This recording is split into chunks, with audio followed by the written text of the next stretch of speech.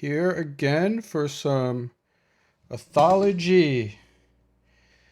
If anyone hears me or sees me, give me a check, a thumbs up in our chat box, and we'll get started. Okay, good to go. Thank you, Taylor. Let's get this started.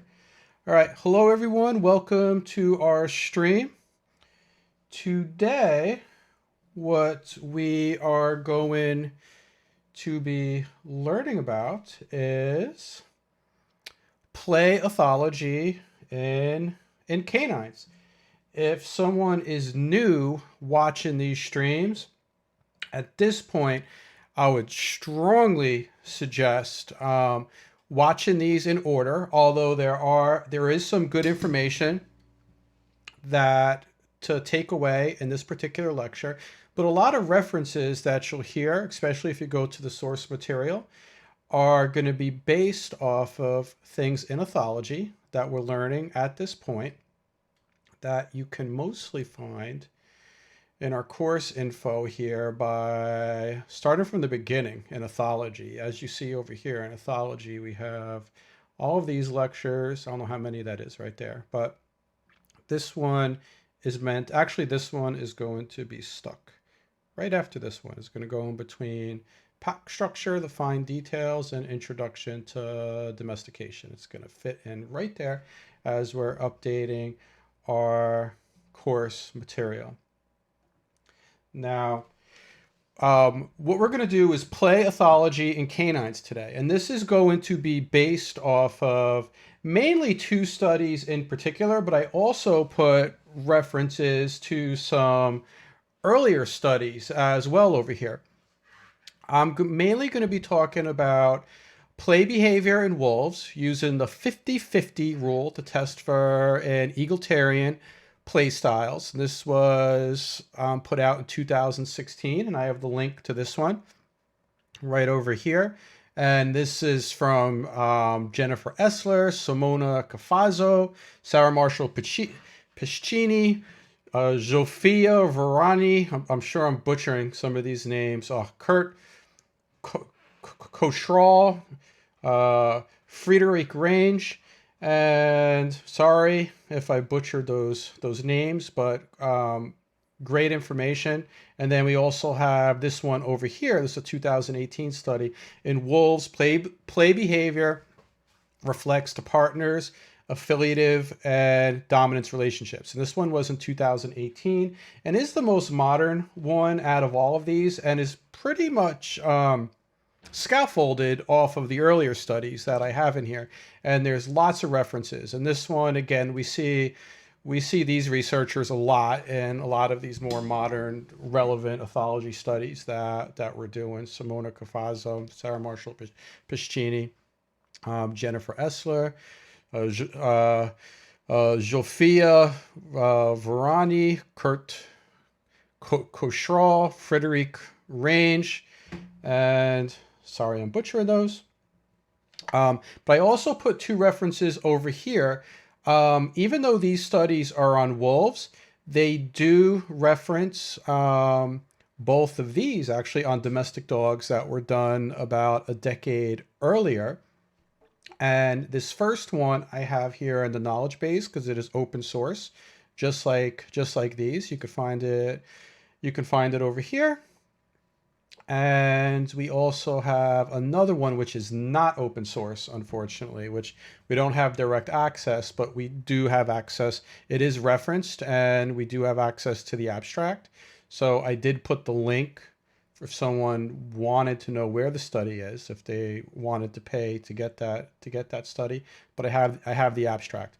But before we get started, the important correlation between these studies is that what we read in the wolf studies does correlate what they saw in the domestic dog studies. And although there is some other interesting information in the dog studies that you can go and check it out.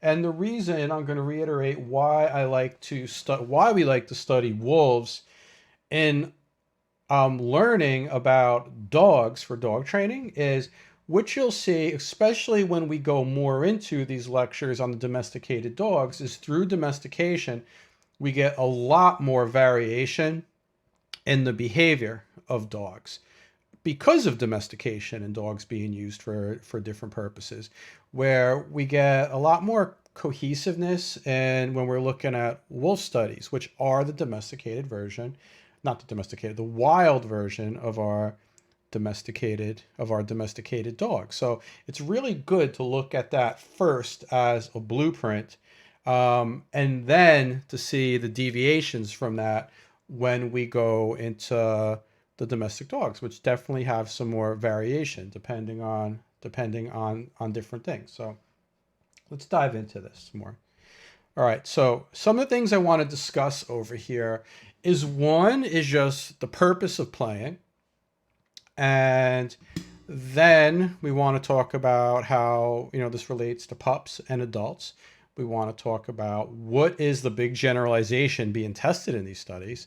Is there much more to be learned through play when interpreting canine behavior? What is being tested exactly in these studies and what were the results? And how may this information be useful to us as dog trainers? Because that's why we are all here. All right. The first thing we're going to discuss is just the purpose of training. And disclaimer: this is not something. It probably is referenced within these four studies, but that's not describing the purpose of the training. Actually, of the playing. Actually, it is discussed in here. In particular, the purpose of playing in these studies. A lot of it, their discussion relates to how it helps to reduce aggression and conflict with social relationships, in particular as it relates to dominance. So in all of these studies, you're going to see reference to this, that it's going to be through play. A lot of things can be figured out in play, in non-aggressive context compared to it happening in real life. So it's sort of a way of like testing each other out to a lot of degrees is what we're going to see. Now also remember the purpose of play. Purpose of playing, it's just like you can relate it to humans with kids. It's like it's play. It's practice for the real world. It's practice adulting. And even though we mostly associate it with puppies and children, it does not mean that adults still play with certain things and are able to figure stuff out. So with dogs and canines, we're talking about practice, right? Talking about practice hunting, escaping, defending, social contest, role playing, just like humans, right? Human kids play house, they play cops and robbers, they do all kinds of things. So we can relate this a lot to ourselves over here. Now, one of the big generalizations that is being tested in all four of these studies, and I think it is important because this, you will hear a lot of, as professionals, we have to be able to sift through the rhetoric. Sometimes we hear things so often, we just believe it to be fact. And then that can cause us to misdiagnose things, what's going on, to misinterpret behavior that we think is abnormal, which is actually normal, and set our training plans like off in the right direction. And common denominator of a lot of these studies is they're challenging and testing what we call the 50-50 rule with dog play. And what that is, and the 50-50 rule in play is the notion that when dogs play, that there is sort of like this 50-50 play style going on, where about no matter what the roles of the dog, that everything, the social relationship gets sort of squashed during that time, and they equally exchange roles. So about 50% of the time, one dog is going to get to be the aggressor and the more dominant one and do the chasing and the biting, and the other 50% of the time, and then the other one, of course, is the one getting attacked and thrown over and losing, and then they keep flip-flopping. And earlier theories suggested that if play was not perfectly fair like this, they would simply just avoid each other and not play because it was not fun. So through all of these studies, it shows that play is not that simple. Um, so let's move on over here and see what a lot of these results are. The first one I want to go over here is the 2016 study using the 50-50 rule to test for egalitarian play styles. And here it explains. I put a screenshot from the study over here, and I'll just read this. It says, if in accordance with the 50-50 ratio hypothesis, wolves play equitably, then the win-win ratio of most dyads should be situated around 50-50 in the play context. There should also be no correlation between dyad's win ratio inside of play and their win ratio outside of play. However, if wolves do not adhere to the 50-50 rule, but maintain their relationships from outside of play, also within the play context, we should find varying levels of asymmetry in the win ratios of the dyads as was found in dogs. And they should be correlated with relationship status from outside of play. According to Beckhoff, individuals which do not play symmetrically with partners may be avoided in the play context. On this basis, dyads which have less equitable play should engage in less play than dyads which have more equitable play, right? So that was basically what was being challenged over here. Now, what they did find in these, let's see, is that, let me look at my own notes here. I said it's going to be a little sloppy. Is that what they did find in the study, that there was actually not a 50-50 correlation during play. That they did find within this study that there was that it reflected what was going on in the social context. So what they found is that with puppies, when you had more equal play, it was generally earlier on when they were younger, and they really did not have settled relationships. So you definitely got more equal play. But when you switched it up and you had like puppies and adults, when there was more clear difference in dominance and status, and it was clear that the 50-50 rule was not really true. And also they found that it did not necessarily mean that they did not play with each other, that they did not necessarily play less or try to interact with each other. So in this study, they showed that the 50-50 rule just really was not true. It did not hold true, and reflected what they saw. They do reference the dog studies. And that's why you see these references over here, 7 and 8. Those were these studies over here, the 2007 studies. Now, the newer one, which they dove even further into, which I put some notes over here, is that this one right here: in wolves, play behavior reflect the partner's affiliative and dominance relationships. This one was in 2018. This one took it a step further, and as far as I know, this has the most information. If we want to say up to date, this study has the most information that I could find that gives us the more details. Most of it right here, the important stuff, is right in the abstract. But just like everything that I post on here, anyone who's very serious about their education as a dog trainer, please read these studies yourselves. There's so much information in there.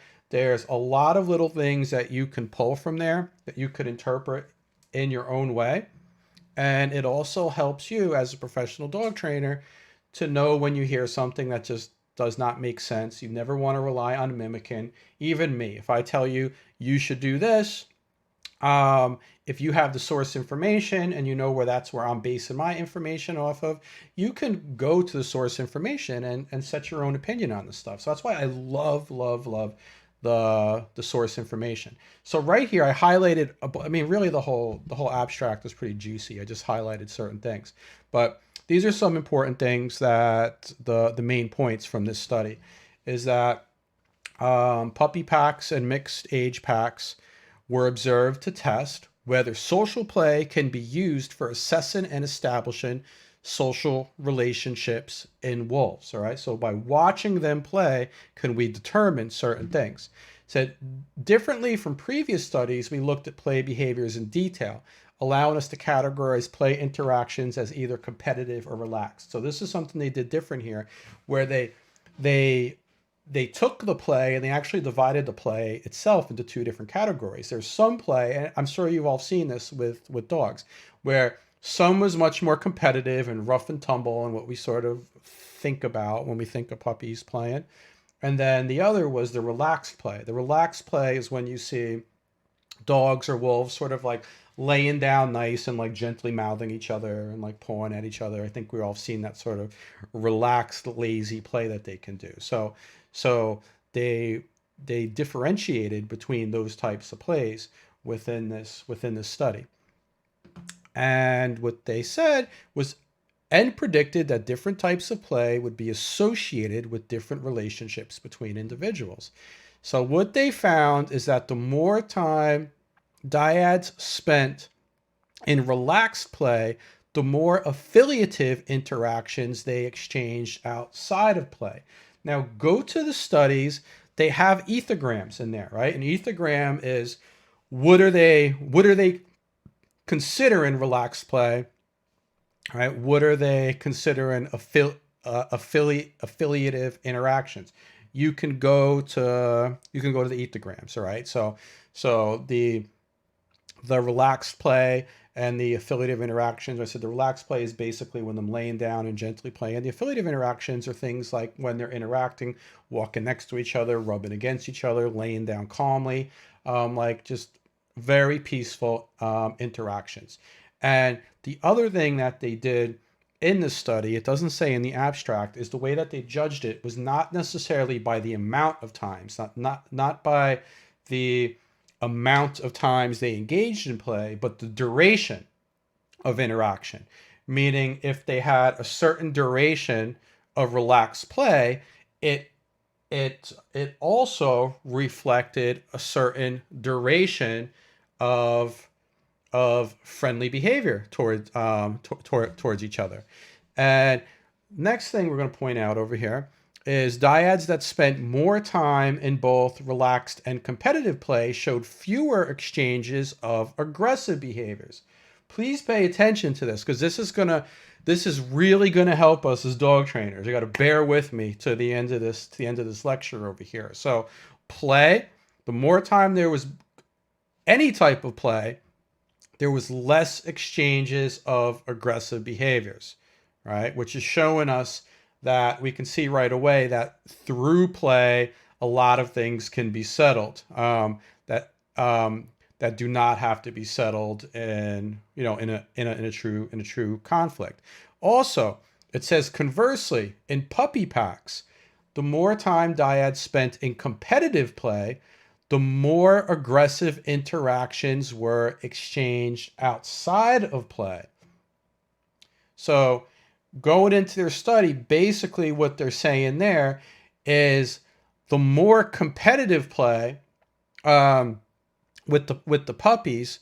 Let me see. Let me finish reading this part here. Since clear dominance relationships emerged in the mixed aged packs, but not in puppy packs, we suggest that play can help to reduce the frequency of aggressive interactions only when a clear hierarchy exists between pack members. So what we have really cool. Now remember, we're taking the information that we have in the earlier studies, especially the lecture we did right before this one, right, where we talked about the fine details of pack structure and how it's pretty easy and pretty consistent to know relationships, dominance relationships, especially between age groups. So when we have this competitive play between the puppies, the competitive play in the puppies is definitely, and this reflects, you'll have to look at all four of these studies to see this. Younger puppies, there actually is much more 50-50 competitive play when they do not really have their dominance hierarchy figured out. But they also tend to have the puppies more aggressive interactions with each other. But this was not happening, and when you go into the details with the separate ages, all right, they would have play and they would have competitive play, but the competitive play was even much more one-sided with the older wolves, and this also reflected what the relationships were outside of play, and there's of course much less aggressive interaction between the older wolves and the younger wolves. Furthermore, we found that in both puppy and mixed age packs, dominance relationships were reflected and rarely reversed during play. Finally, dyads with a less clear dominance relationship spent more time playing in a competitive way. All right. It says overall, our results support the social assessment hypothesis, suggesting that social relationships outside of play are reflected during playful interactions. Moreover, we revealed how different types of play, that is, playing in a competitive or relaxed way, may be related to different social relationships. This distinction between play types has not been acknowledged before, but could help researchers better understand the functions of play in different species. All right. So this is good stuff. Now, I'm going to go over there's a couple of things that I found in the dog in one of the 2007 dog studies on this. Partner preferences and asymmetries in social play among domestic dogs. I found this interesting little tidbit within there. This is cool. We find information that is also supporting other studies that we saw. Um, I pulled this out of here. It said because dominance conflicts generally occur between same-sex dogs. Remember last lecture, right, on the fine details of pack structure? Same-sex partners may play to practice threat and appeasement signals that ritualize aggression. Practicing aggressive components within a safe range of intensity could limit the occurrence of overt aggression later on. In adult dogs, fights between females lead to more serious injuries than fights between males or fights between mixed sexes. Again, look at a lot of this is the same information that's reflected in other studies. We're talking about the females handling conflicts more with aggression than the males.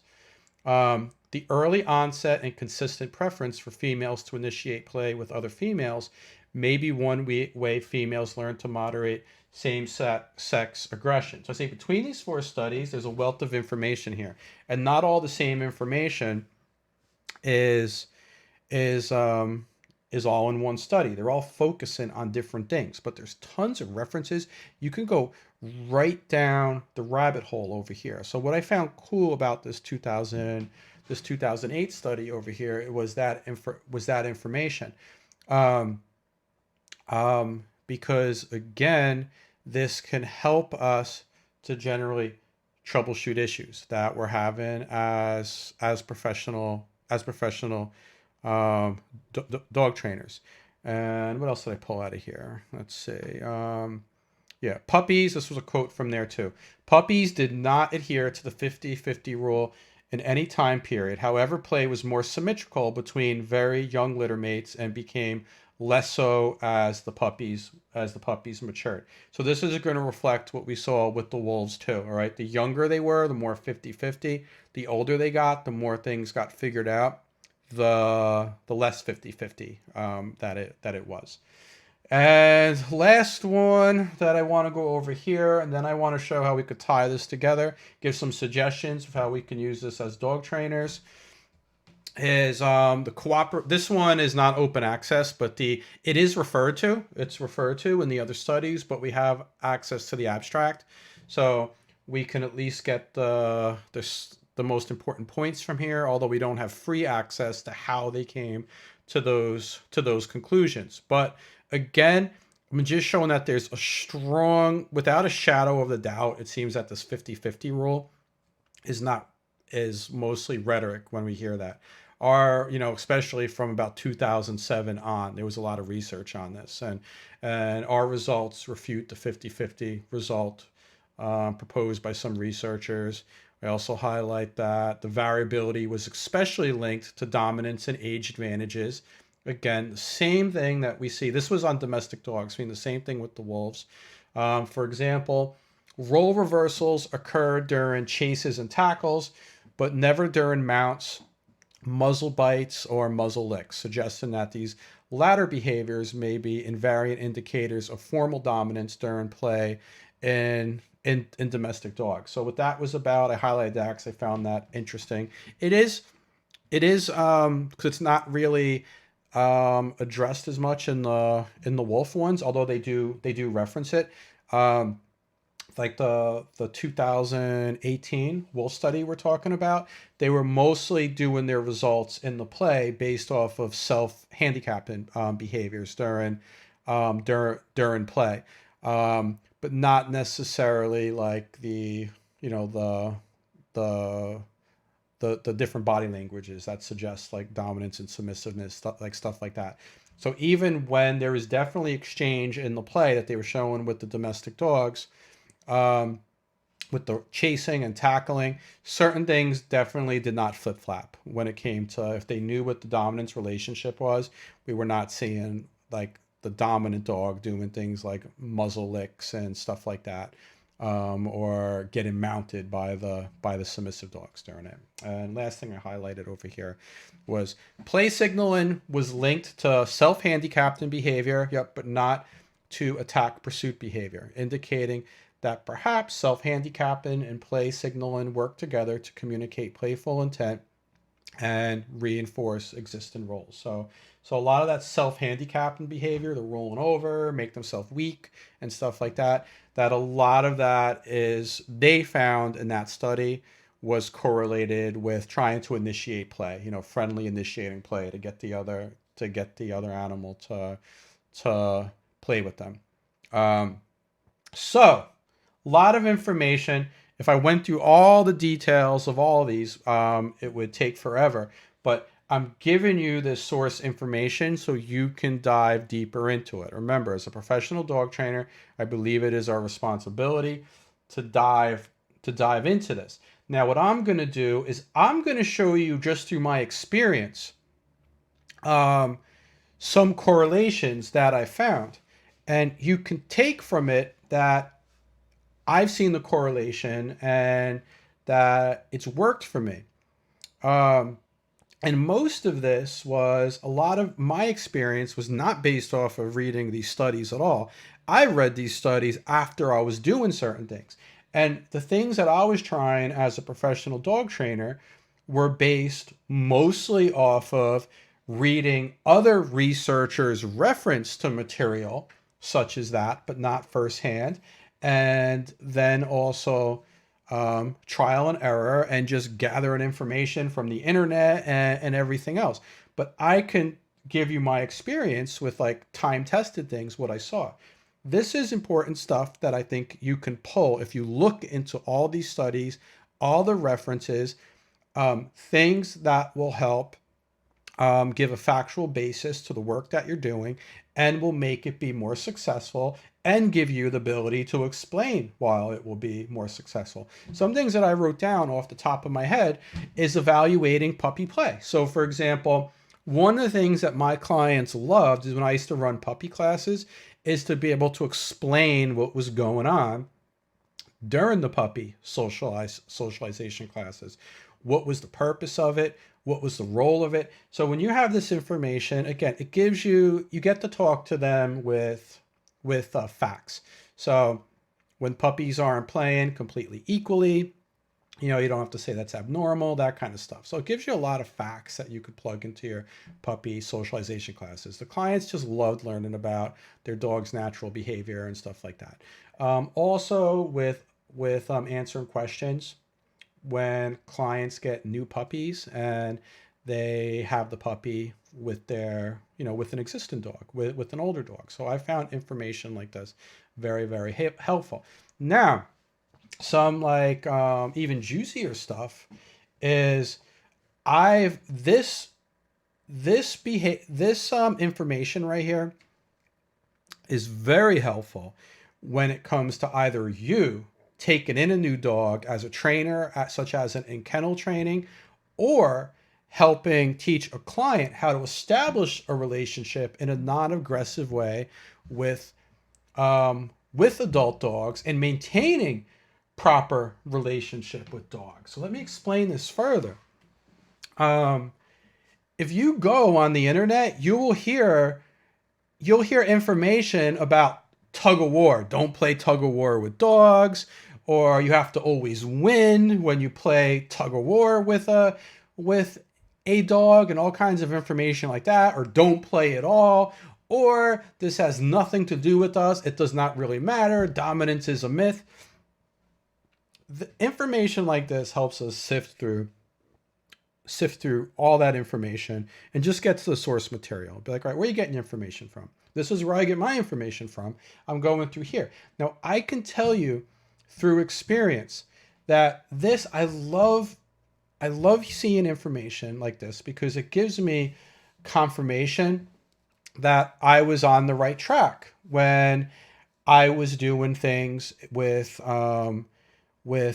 aggression cases that would get brought to me. It was very common for me when I was doing in kennel training for people to drop off adult dogs that did have a tendency to show aggression towards humans. They had no problem showing aggressive towards humans, and also to show dominance aggression, meaning specifically to show aggression if there was conflict when it came to things like first right to limited resource and also leadership conflicts about who's saying when to do, when we could do what, when we could do this. This was pretty common things that I would do. Now, I can tell you is I never had to get into physical battles with these dogs. And I have documented, video footage and stuff like that of dogs I've dealt with that have hurt other trainers and handlers over conflicts. And a lot of trainers that don't understand that play does correlate with relationship, they try to deal with relationship issues with real conflict, right? With real conflict, where I've always dealt with conflict or not knowing when a dog did not know how they related to me. I've always dealt with it in non-aggressive means, with play being a huge part of that process. When I took in a dog that had a history of what would be considered dominance aggression by all scientific references, Stephen Lindsay's work and stuff like that, that fit that bill, before I ever did anything that involved making the dog do something, like you have to sit right now, you have to down, you have to do this, I always did a lot of play with the dog. It allowed the dog to feel me out in a non-aggressive way, all right? So in this lecture, it is not about teaching you how to play appropriately with the dog. I can give references to videos on that, and we're going to go deeper into it. But the play was based off of me having fun with the dog, it being non-aggressive, but I still made sure that I always had the upper hand in a way that the dog could not really contest it, right? Which to give you a hint, mostly involved me the one starting the play and ending the play and ending the game, usually with the toy, me being the winner at the end of it. But although during the play, I made sure it was very fun. You know, that it was very fun. The dog was fulfilled, and the dog obviously wanted to keep playing, which also reflects what we see in these studies, that dogs will still play with another dog, even if it's not equal, even if they are losing all the time. If you can still make it fun and everything like that, they will still want to play. And it helps with establishing this relationship, which will it makes sense to the dog when you start moving that relationship to the point, if you're working on a case where you really are doing true obedience, right? Where you're telling the dog to do something because you are leading and they have to do it, all right? Which is more complicated, and I think takes more skill, and a professional should really understand the orthology if they're doing that with dogs that have a tendency towards aggression, potentially towards the handler itself. You need to know the orthology. So this information, I believe, is really golden.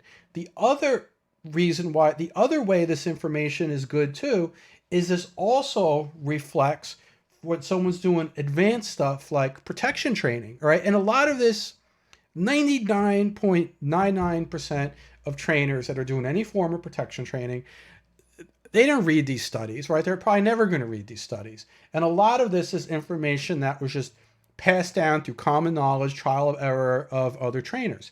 Now, I have a video showing, one of my videos that shows how to like do tug doing protection training. You will see, for example, if me as the handler playing with the dog, I play differently compared to if I'm training a dog to do protection training against the bad guy and like a competitor. So you will see this totally reflects, even when you're working with a puppy and you're teaching them about protection in play, fake protection, by basically allowing them to always win against a competitor. And it helps build their confidence and set them up for what their relationship is supposed to be with that aggressor as they get older, and you turn it into real aggression. It reflects what we see here. It reflects of what you're trying to really do. So depending on your plan and what you're trying to achieve, it is important to know the ethology and to have references so you do not get steered the wrong way by, taking a class by another trainer and just like mimicking because another trainer said something. So if someone says something and it does not make sense to you, you can look at the references, you could do your own thing. And if it reflects Mother Nature and science, your results you'll see reflected. It's smooth. It seems easy. There's no conflict. You can be Lima, right? We are built upon a foundation of being least intrusive to our relationships and minimally aversive. All right. So we don't want to be fighting with the dogs. We don't want to be showing real aggression towards the dogs when we're training the dogs. So much could be done through play. I love these studies. All right. I love these studies, and there's so much to dive into. Lots of references. Read them. Okay. So that's what I got for you guys for today. And I will be back for Q&A on Wednesday night.